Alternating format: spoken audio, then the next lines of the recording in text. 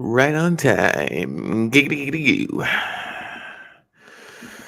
Ladies and gentlemen, good evening. Um, your humble host, back again. Um, just here to hopefully I hope you like my haircut. I just got it freshly faded. Hope you like my dress, my does, you know what I'm saying? Cause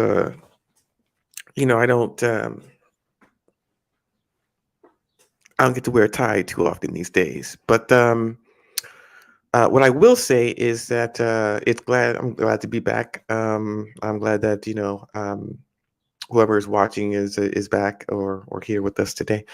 Anyway, let me just dive right into it. Lately, I hope you watched the episode where Claire was here. She's my current girlfriend still. No major drama or issues or anything going on there. She is currently, I believe, at home, so she couldn't be here for this broadcast, but she will. I will feature her in other broadcasts if she isn't feeling any, camera shy or anything like that. But right now, what I'd like to kind of get into is what I've been doing lately, what I've been up to lately, what I've been experiencing lately. So, just to catch everyone up who may be first time viewers, or maybe perhaps you don't really know who I am, maybe you just caught the stream for your first time, I'll just do a short, brief introduction. Now, my name is actually unimportant. How about that? But my user that I usually go by is Inner Black Dragon. I am 41. I am a senior software engineer for a global staffing company. Uh, uh, I do have my own small business going on right now. I just launched it in December of 2022. Right now, I'm in the process of creating products, digital products to move to the marketplace. Currently, I have a sample application that offers location-based services. You can find it on Google Play. It's not for, it hasn't been released for iPhone or anything like that yet. That's a whole different platform that I have to rewrite code for in into mother language for Xamarin. Xamarin can do kind of cross-platform mobile devices and applications, but you're not here for me to ramble on about that. But but besides that, that's just what I do professionally. You'll often see me on different podcasts, giving my 2 cents about relationships and either what women believe, modern women believe, or what modern men believe, or how we move and operate. So, me having my own platform here, it's kind of like a fireside chat that I wanted to kind of get into. Now, I do, of course, want other audience participation because just me having a monologue isn't that much exciting, is it? But until then, until I do get some other participation and feedback, I'll continue to try and keep up with the broadcasts and just see who's interested in actually either viewing or participating or have stories to tell. I am a part of a sex positive community. Um, which means, I guess if you're an older generation, 1960s free love, things like that. Except we have condoms and protection now. And we are still choosy in particular with our partners, but we're not as rigid. There is no dating. There is no coffee date, as it will. It's mostly based on sexual pleasures that different people can offer each other, whether you are single, married, or in a relationship. That you want to open up the doors to explore other options while remaining in a semi-monogamous relationship. So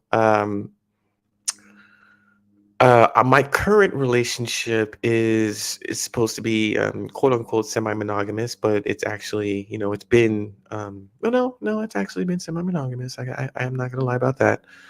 Um, my girlfriend has played with others, and I've played with others as well, sexually speaking. But that's not an all the time type of deal, right? It's a door that we both walk through, right? We both communicate openly and honestly about who we express interest in and who we don't, whether or not someone is comfortable, which one of us is comfortable, whether it be my girlfriend or whether it be me with someone else. Um, Both of us have pretty much veto power. But what we do agree on is that if we are going to engage in some time of sexual play, that it will, number one, be safe, and number two, be someone that we kind of both know. Random strangers aren't going to really do it for us anymore, not these days. That and also, um, um, I'm reading at the chat right now. It's pretty cool. But that and also, uh, we just rather have consent. I think consent is mostly everything, right? So um, so there's that. Right now, during the summer months, it's been about 100 degrees, maybe over 100 degrees, here in Texas where I live. And and at the sex club that we attend, they've opened up their swimming pool. Right about now, it being 8 o'clock, it's probably the perfect time to take a dip, only because all day the water's been probably really heated to an extent to where if you dip your toe in the water, it feels more like a hot tub rather than a cold swimming pool. Not to say that a hot tub isn't comfortable, but you get the point. Um, what else is there? Lately, I have been, once you're in a relationship, you kind of tend to take steps back, out of a more risque lifestyle, unless you're with your significant other. My significant other, my girlfriend, happens to live in a different city, so that means time that we spend together is limited, but it's therefore precious, right? So, uh, um, lost my train of thought, but doesn't matter. Anyway, what I've been up to lately is been working, been doing a lot of reading, been doing a lot of writing on different sexual roles that we occupy. I mostly identify as a dominant or dom. Um, Lately, because my girlfriend is half my age, she refers to me being her dom, her daddy dom, as a dom being a 30-old man, which I can't really disagree with. It kind of makes me laugh or chuckle.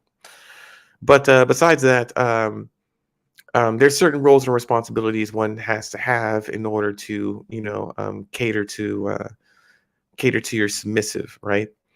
I'm still kind of new at this type of relationship dynamic, not because I haven't had it before, but I haven't had it to this extent. I've never dated someone half my age, so. Um, to my guy in the chat, the collar has a hood, so the this is kind of fixed. I can't really detach it. You can only kind of fold it in. So just letting you know. Anyway, lately we've been hanging out. We down here we have this restaurant called Texas Roadhouse. I've never eaten there before, but I hear good things about it. Tried it a few days ago. It was really good. I'm glad my girlfriend suggested it. We went there. We waited about an hour to be seated because it was, 4th of July weekend, so everyone's going to be there. And uh, when we sat down, finally ordered some food, things like that. Um, I have to admit, she likes the rolls, right? The rolls are her go-to. Not really the rolls, it's the butter, the cinnamon butter that the rolls kinda you can kinda spread. So, I mean, what she's saying is she can eat a basket of them things and still be hungry, or take them home and chow out on them later. And I have to agree, I ate about 2 myself before my appetizer came, which was bowl of chili. But anyway, besides dinner at Texas Roadhouse, which is pretty good, um, what we've been doing lately has been watching movies. I've been showing her a lot of 1980s movies, a lot of John Carpenter. I've shown her The Thing. I've shown her They Live. I've shown her Big Trouble in Little China. I've shown her um, um, some other movies, but I can't name them off the top of my head by John Carpenter, obviously. I've shown her Fright Night.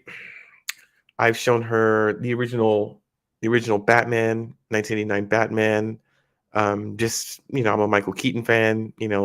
Uh, till the day I die. Right? I think Michael Keaton just is Batman. That's the way it is. I saw The Flash. That was a good movie. I had Michael Keaton as Batman in it. I was all for it. I was here for it the whole time. Also, I'm going to go and try and check out the new Indiana Jones movie sometime this weekend, and then after that, Mission Impossible. That's just the movie front. That's just what I've been up to. That's just my BS, right? So I'm a part of at least 50 different rooms on a social media application called FetLife. FetLife, if for those of you who don't know or are not aware, FetLife.com is pretty much the dirty side of Facebook. A sexual Facebook in which you can send friend requests, follow people, things like that. So in all of these rooms, there are a bunch of rooms defined as Queen of Spades or QoS, right? So what I'll do is I'll go to these different groups and I'll just make posts saying, hey, if there's any QoS out there, Queen of Spades out there that want to, give their story or share as to their first experience, to either write me or just respond to my thread, right? So there's a lot of responses to my thread that I said I'd read on here, but I just never got around to it for some odd reason or another. So I think I'm going to do that now. I think their stories are worth sharing and telling, um, only because we don't get to hear from women too often about their honesty about what they enjoy sexually, about different partners, right? You don't get to hear too often straight from the horse's mouth about their first time, their first encounter, or the reasons why, right? So I'll show you. I'll read my original post, and I will go ahead and read all of the responses that I received from these women, only so you can get a better idea of what women are thinking when they write back to me. So here's my post, right? The reasons why. So this group that I'm part of, it's about 13,521 members, and the group is titled "White Women into Black Men." And this being a podcast all about interracial dating, sex, marriage, and relationships, I saw it fitting to put the question out there. So the title of my post was called "The Reasons White Women Are into Black Men Are," with a question mark. It's just asking a question. So I asked this question back on October 28, 2022. So I am always curious of the reuse. So this is what I wrote as part of the post. I'm always curious of the reasons that white women are into black men. I specifically know why I as a black man am into white women. But I'm starting to find out that each woman has their own unique story of how they came to either be attracted to, fascinated by, or just curious to try being with a black man. Every woman has a story, and I'm interested in finding out what everyone's story is. Just a thought. So that's my entire post. And starting from the actual day that I posted this, I'm going to read the username of the woman that has responded to my post, and then I'm going to read what they actually responded with. So let's get started. Stray Wife, October 28th, 2022. I find black men more attractive, but there's a lot more to it than just that. I find their attitude towards white women and sex just as exciting. They also have less hangups than white men, and I don't have to constantly massage their egos, the egos of black men. Then, of course, the size and the energy they exert during sex. I'm always totally spent after having sex with black men. So that's her response. Same day, October 28th, 2022, by Helly Melly. I'm here just because I'm curious, like if there is a difference. I have heard of this fetish, but I don't like understand why it exists. Like if there really is a difference other than color, which is a pretty good response. Let's see here. Fishnets and nunchucks. Oh, I'm sorry. Fishnets and chucks, not nunchucks. I don't know. I'm on my Ninja Turtle right now. Anyway, this is November 1st, 2022, a couple days after, right? So for me, I find skin tones darker than mine very attractive, and I have a preference for darker skin tones, just like I have a preference for taller men. These are physical characteristics I find appealing. Black men are just as diverse in personalities as any other race of men. Same with sexual prowess and dick size. I've had really bad sex with black men, just like I've had really bad sex with white men and brown men. I'm more concerned with who he is as a human than how good of a fuck he is, which is a pretty honest response. So as I scroll down, let's see here. Bratty Teacher 93, November 6th, 2022. So many things, but I'm particularly attracted to particularly the way darker skin shines. I just want to bite.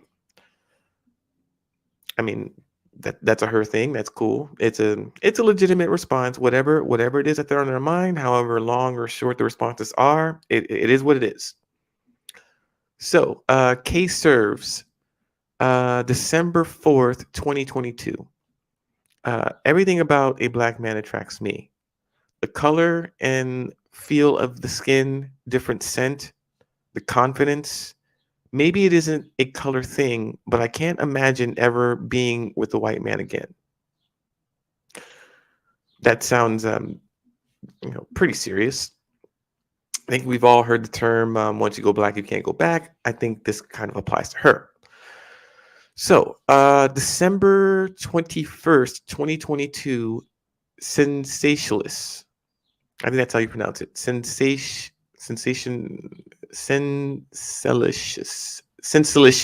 There you go. I'm pronouncing out the words.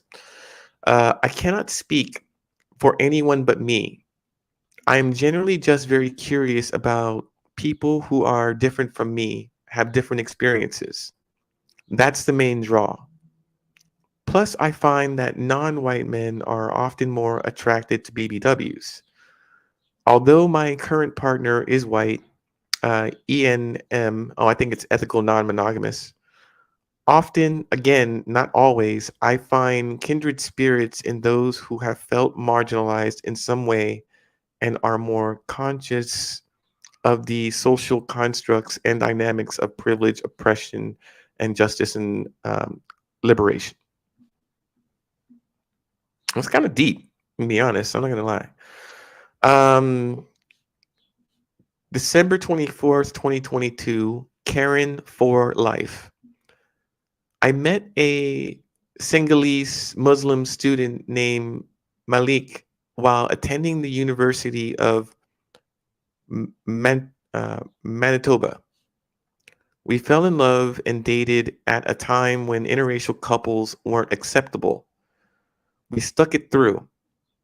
He wanted me to convert to Islam and marry him. I was not acceptable to his traditionalist African Muslim family. I stood up to my parents for him. He refused to stand up to his parents for me. We split after 2 years together. He's in Paris now with a black wife and 4 sons. I'm over it. So, this is kind of serious. It sounds like a serious relationship that, kind of fell apart due to, religion, parents, things like that. And experiences like these, when it comes to family and relationships, interracial relationships, these types of dynamics happen all the time, right? Your family's not into it. The religion doesn't allow it. Maybe the country that you occupy. I mean, it's a real thing. So let's see. January 5th. So this is going to be 2023. Uh, let's see. Nomad 559. On this site, it seems white women are attracted to black men because it's taboo. We're such a fetish to them. Notice the majority. Okay, so this is. Oh, I'm sorry. This is not a woman. This is, I think, a man responding. So I'm gonna skip over that one because we're focusing on what the women are responding to. So let me skip down to this January 5th. Girl is, which is an actual female. So let's read that. Well, for me, I would have a long story, and like some white women fighting against family or past bigotries, as I have lost friends who wouldn't be friends with me if I dated a black man. And I date black men not because how good they are in bed, but how they are as a person. I wouldn't want someone to like me just as a kink, and I don't treat anyone in that aspect either. But back to the black man. They are more confident knowing what they want, knowing how to treat a woman, and for me personally, appreciate a woman with curves and a booty. Like Sir Mix-a-Lot said, I like big butts and I cannot lie. And if you don't know who Sir Mix-a-Lot is, Lord help us. LOL. And she kind of posted back at me, this is a great post. So let's see. Scrolling down, scrolling down, scrolling down. Okay. QOS 23. This is January 28th. I'm not sure that I'll say anything that hasn't been said already. For me, uh, and it is based on my experience. Black men see me for who and what I am rather than what they want me to be. I love the confidence and directness I have experienced, and I just feel like conversations are easier, more honest, and without BS. In reading this response, it's different, right? It's different than all the other previous ones. I mean, like I said, every woman is going to be different, right? So, this one is February 3rd, by Spade Queen 666. This is a response to me, actually, a direct response. So, every woman has a story. That's a quote that I did in the original post. One of the simplest and most insightful things anyone has said here. Excuse me. The first time a man of color said anything to me, I didn't know a thing about big dicks or bulls or any of that shit. It wasn't something people talked about. He was just a guy who took an interest in me when no one else would. He treated me like a human being. He made me laugh, and I felt comfortable around him. I could let down my guard and shed my insecurities. He was special, and I guess I thought all men like him were like him. Once you have that attraction, it becomes a part of you. You grow up and realize men are men, regardless of the color of their skin. But there is that sentimentality that draws you back to where you come from. I know this sounds corny, and you've probably heard it before, But one of the nicest things a man of color has ever said to me was, "You're one of my favorite chapters in my memory book." Actually, I haven't heard that one. And that is the most attractive thing about a man of color.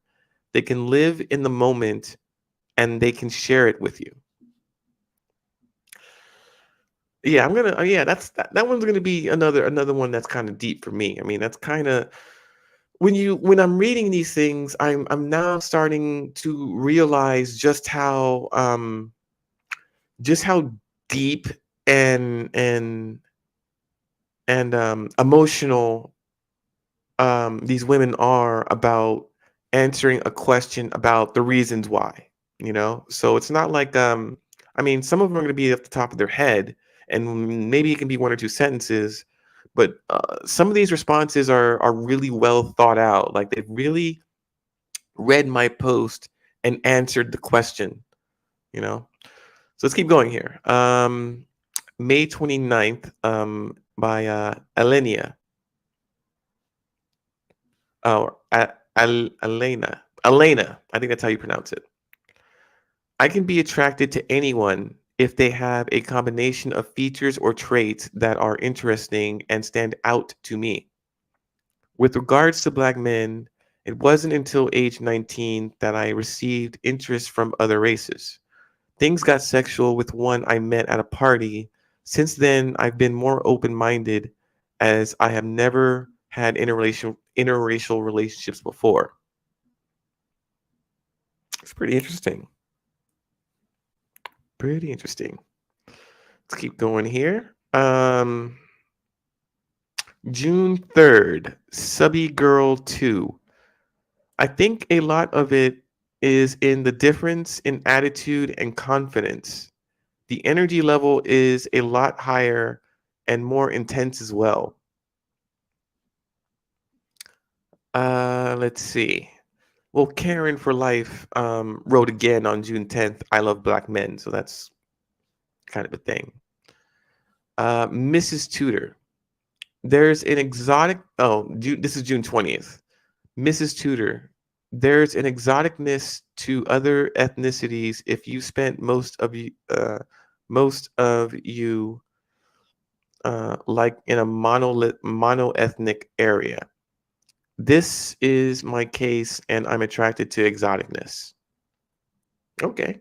Yeah. I mean, there's a lot of truth to that. If you're in a homogenous environment, then people of other races and nationalities and ethnicities are going to kind of pique your curiosity, and you're going to want to get to know a person, and then from there, hey, things happen. Let's see. June 25th, which is kind of recent actually, by Daria 050. To me, black men are just more dominant. So that is the most recent and latest post in regards to this question, right? So, so we're talking about.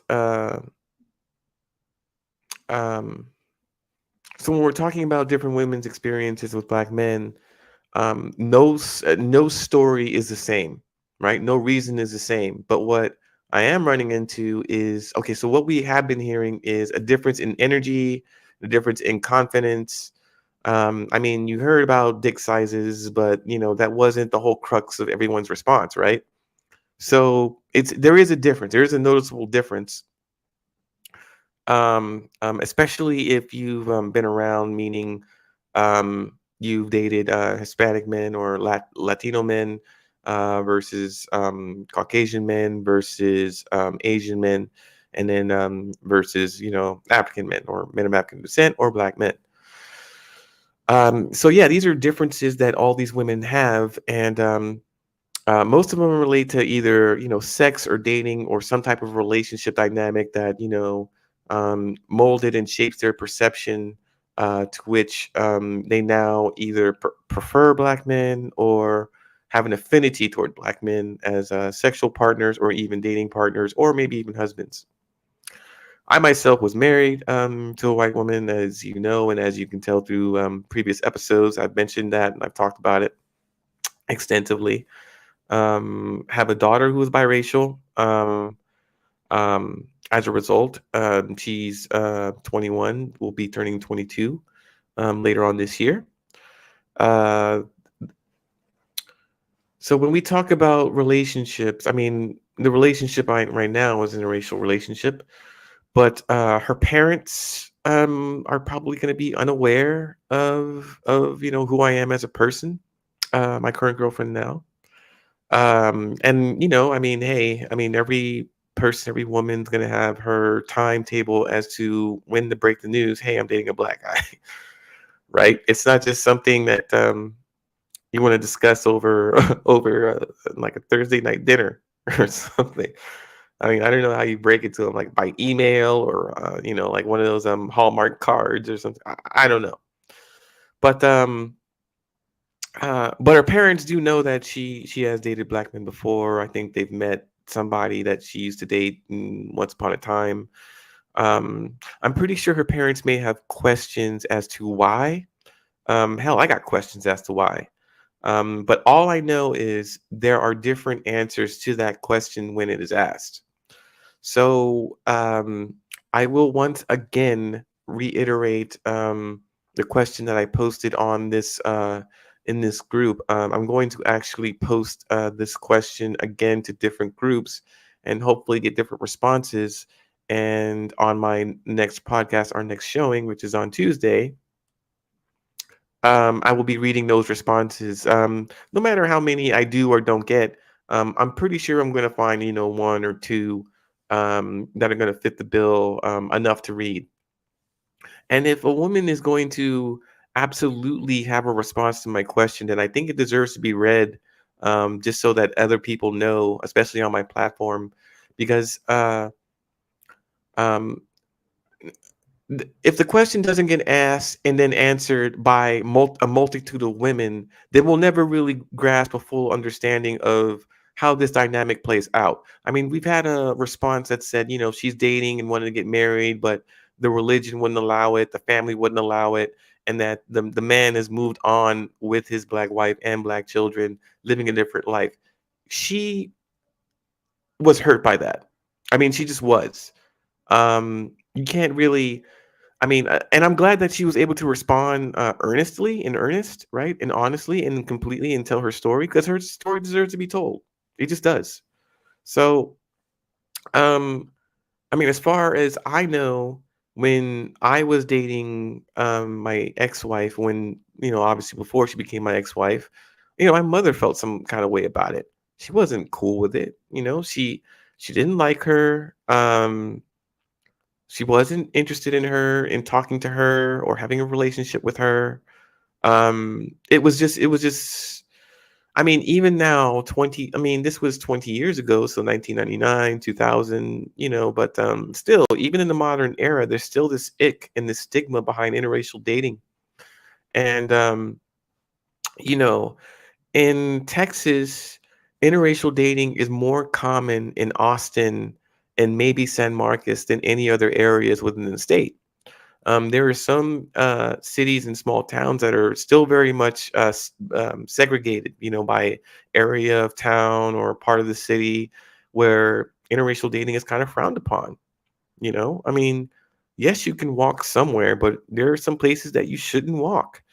So, I mean, it's becoming more acceptable among the general public, but it is not. But I think it's more tolerated than accepted. I mean, no one's looking at us as a couple walking down the street like, yeah, man, yeah. No one's giving me the fist bump, like, hey, congratulations on your interracial relationship. It's not happening that way, right? It's still very much. It's not taboo either, right? It's not the antebellum South where a black person, a man, can get hung or strung up or tortured or lynched for whistling at a white lady. We it's not exactly that either. But we're somewhere. I think right now we're at I want to call it a crossroads, right? Crossroads, meaning that we're not at an accepted level. We're still at this tolerant. We're intolerant to tolerant and acceptable is kind of more going to be like way over here, right?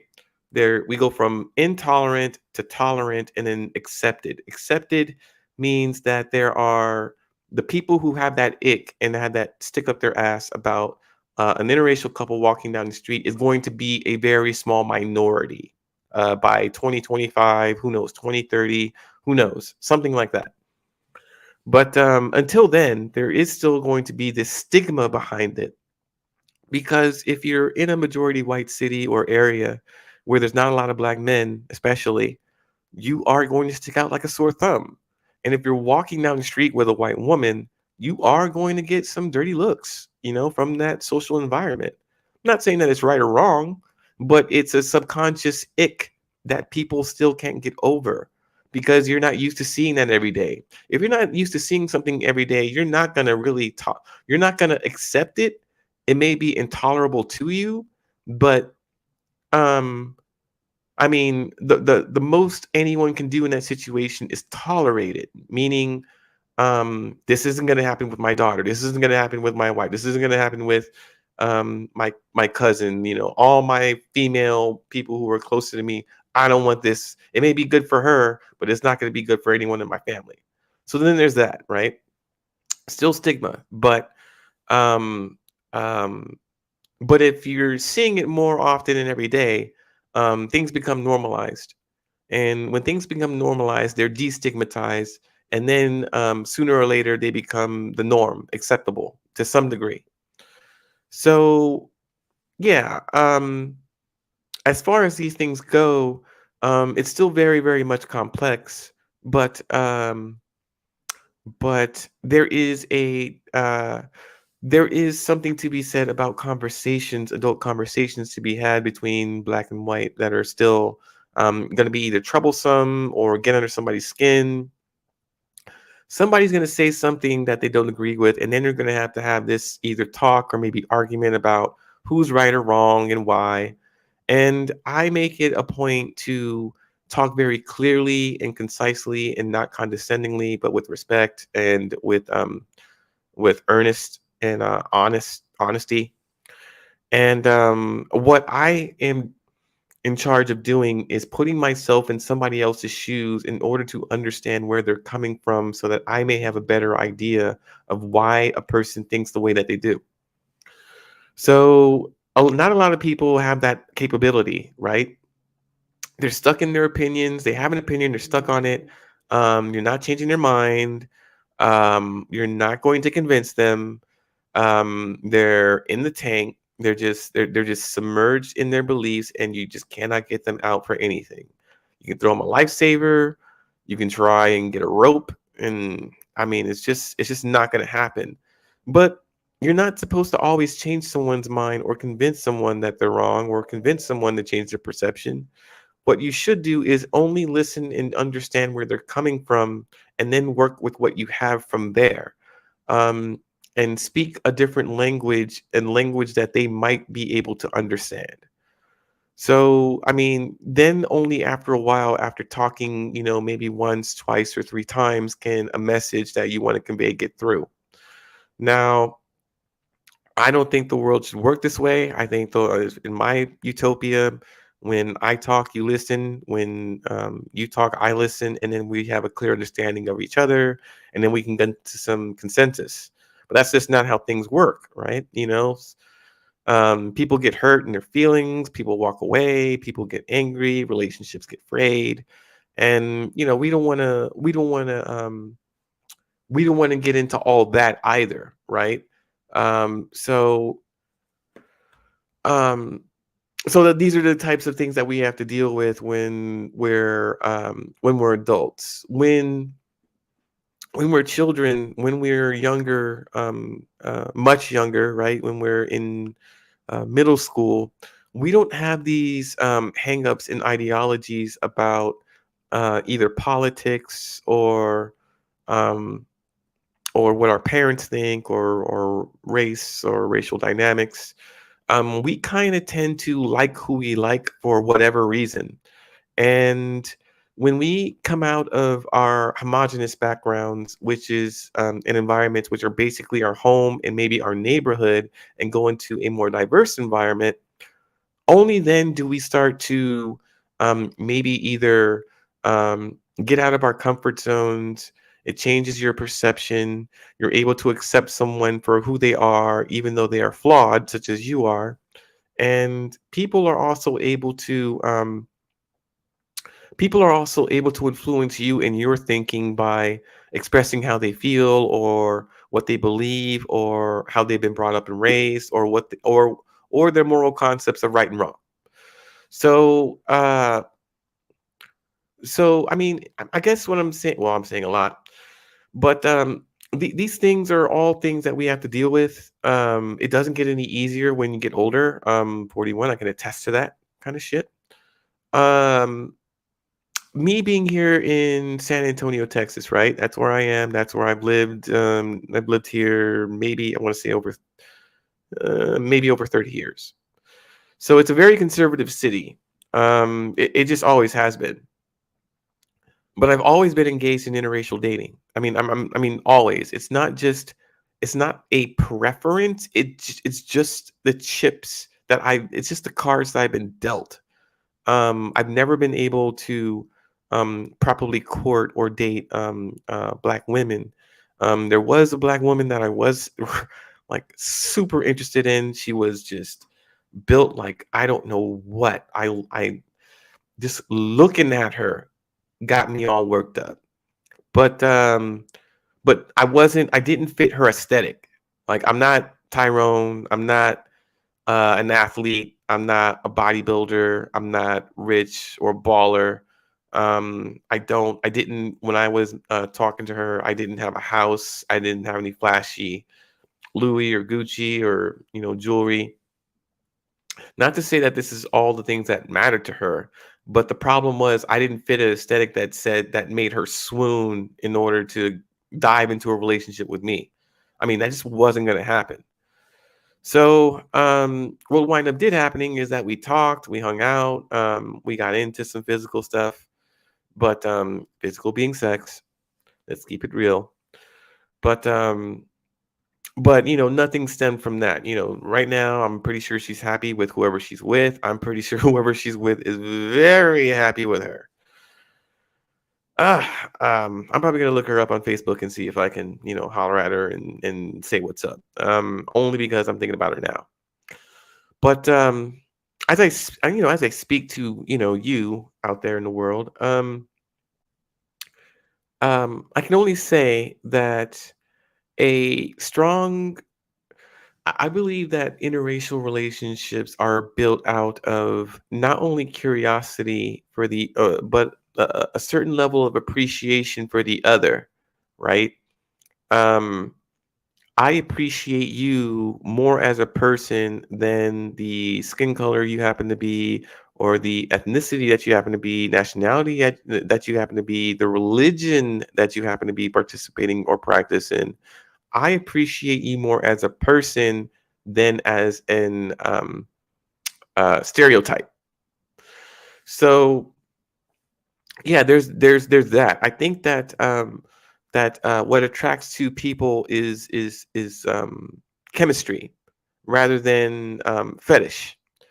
um we talk about fetishizing each other, like oh, I only date black men, I only date white women, I only date Latin men or Asian, for some type of stereotypical belief that this community of people contain everything I want and I need not look elsewhere for what I want.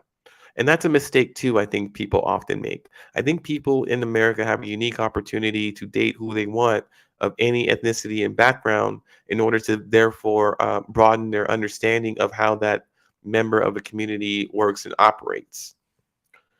So, um, I mean, that's a lot to say, right? But I guess also in my experience, in my personal experience, it's never been easy either. It's never been acceptable by society for two people of different backgrounds to walk down the street holding hands. You can go to not just America, but I think there's other places as well where you might get like a dirty look by, the general population in your social environment only because again, it's not seen every day and it's not part of the norm and it's maybe at one point it was even intolerable. But a lot of people who are navigating the earth a little bit differently now, they're now starting to wake up and see that these interracial dynamics are at play and that no one's going to be going back to the whole homogenous thing, 100% homogenous dating anytime soon, right? The genie's out of the bottle.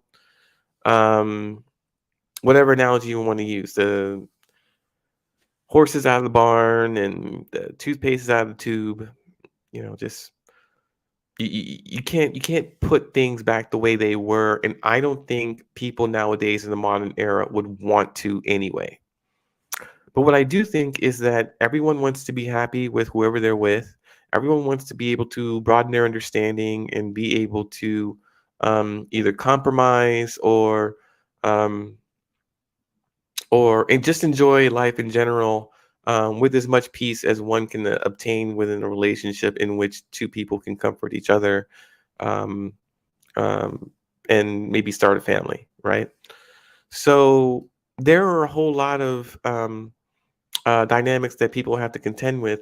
And I myself, I'm not going to say I'm some expert at it and, I can speak on everyone's behalf because that's just not me. I can only speak from personal experience as anecdotal evidence of what um, some people may go through or maybe what to expect if you haven't stepped out of your homogenous dating as of yet, right?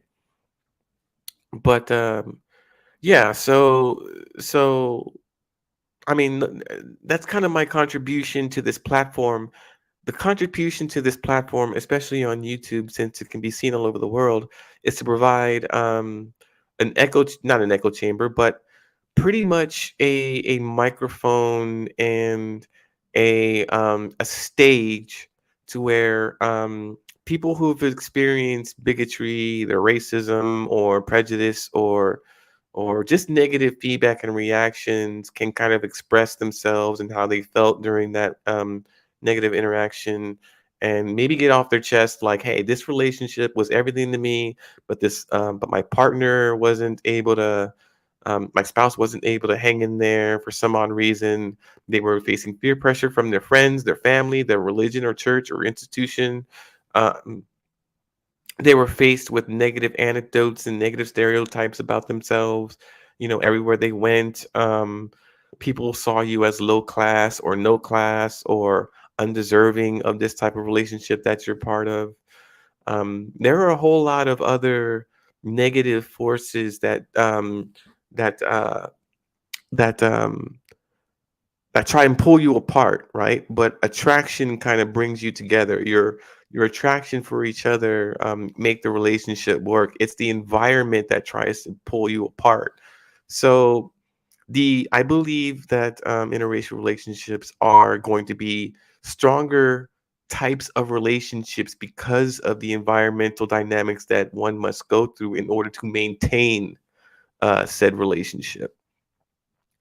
I believe that translates into marriage too and children, because children who don't ask to be here have to go through, who may have to struggle with their identity, right? Am I Caucasian or am I African? Well, no, you're both. So which like how, but what they have to navigate is how society perceives them. Do they perceive you as one or the other, or do they understand that you're both? Most people, when they look at another person, can right then and there tell you, he's Mr. White, he's Mr. Black, and never tell shall the two meet. But in a person who is biracial, sometimes you're racially ambiguous, meaning you're looking at a person, you don't know what nationality they are, but you know that they're a part of, this over here and that over there. Um, my best friend has two children who are of Latin descent and African descent, right? A Latina that has children with a black man. Now, both of the children are both biracial, but the more dominant gene, when you look at them, seems to be more on the Latin side than the African side.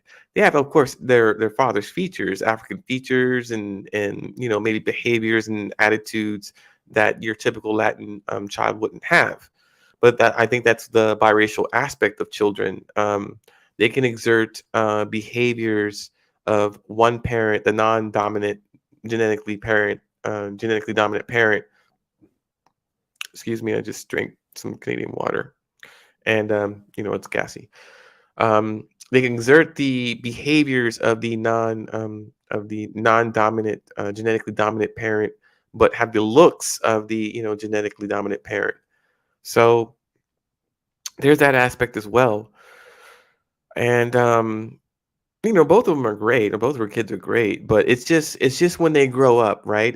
I mean, they're cute kids, and they're gonna be cute kids till they get to the teenage years, and then the mouth and the attitude and the this and the that.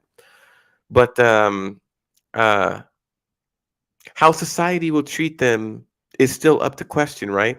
Are they going to treat them as Latin children, or are they going to treat them as Black and African children? And I mean, that has yet to be seen, right? Because when you're a child, you're not an adult, meaning you haven't gone through the stages of puberty in which your genetics can change, your biology can change as you grow. That includes your melanin count and your skin color too. Um, so that's also a thing. That's also variables and factors that should probably be taken into consideration when we're having these conversations. So I'm going to do my due diligence to uh, keep coming back to you with more information about my personal relationship with my girl. Oh, my bad. With my personal relationships with my girlfriend, maybe previous relationships that didn't work out, or other relationships that people may want to discuss or talk about. Um, I'm also going to be putting questions out there on social media, seeing what answers I can get, and then making sure that I can read the responses properly, so that you can get a better idea of how women feel, how white women feel, or maybe Latina women feel.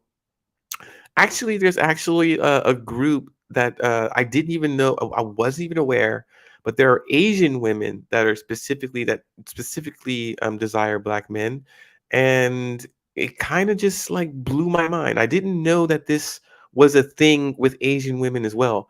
I'm well aware of white women, and I'm well aware of Latin women, but I was not aware of Asian women who also have this thing where, I'm into black men. So I'm going to probably do a deep dive into that segment, since it's something that we haven't touched on previously.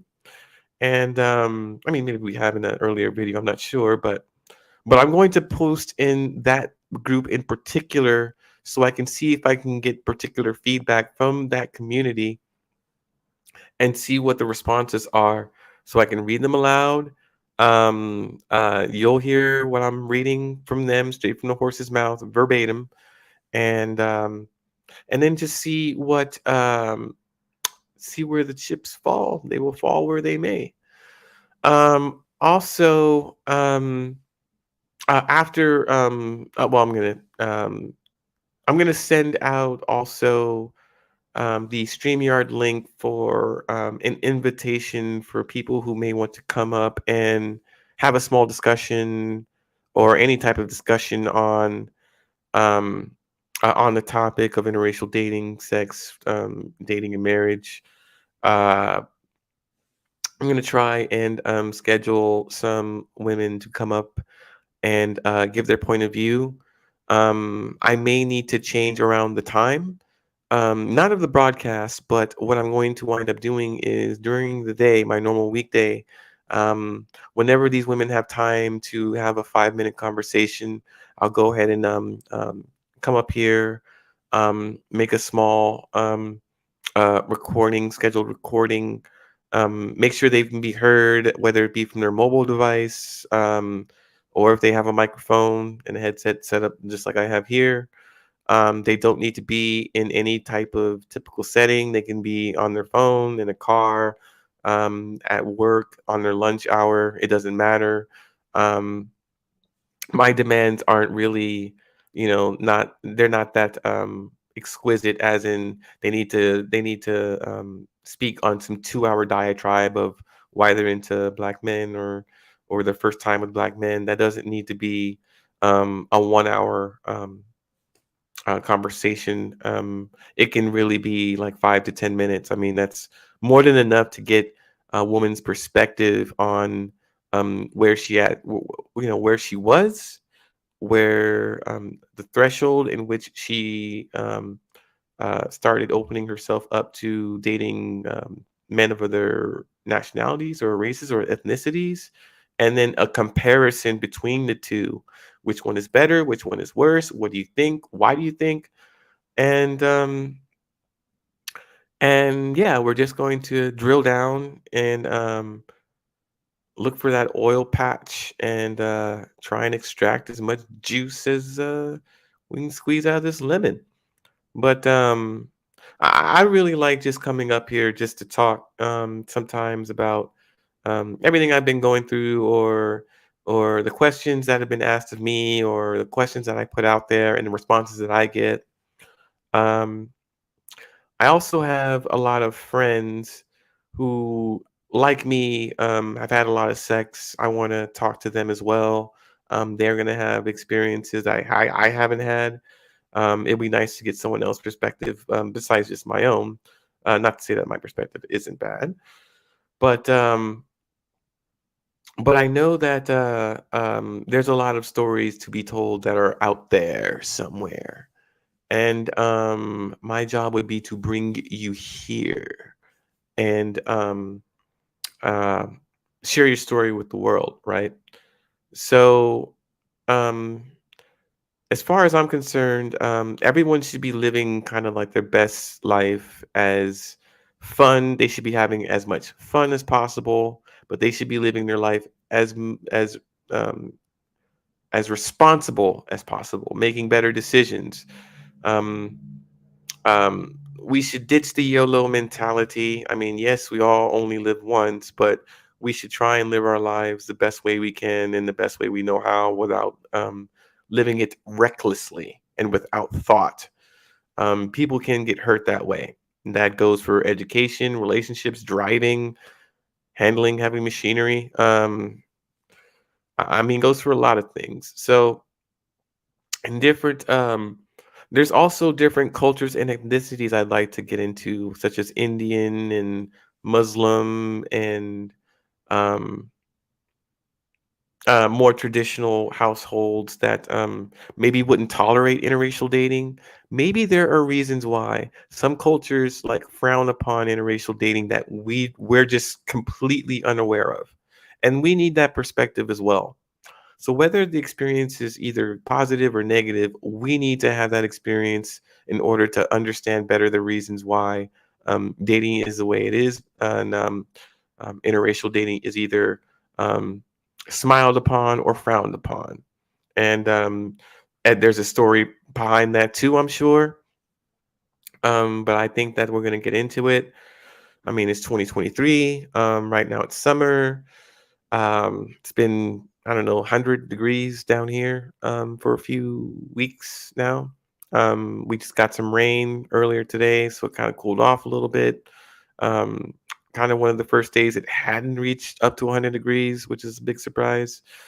So, no complaint from me. But I will say that I hope that to hear from to hear from feedback from a lot of you soon. I got one viewer who's posting chats, funny, but yeah, big fan. So I will be dropping the link to this broadcast on my Facebook. I have a Facebook for this podcast that I'm going to update. I'm going to be dropping links here and there on my social media so everybody could participate. And this has been really fun. I'm glad to be back and to see all of you here. Um, I hope you I hope you dig the outfit. Um, I'll wear something different every broadcast. That's gonna be nice. I'm gonna get my sexy on, and I hope to catch you all on the flip. Peace.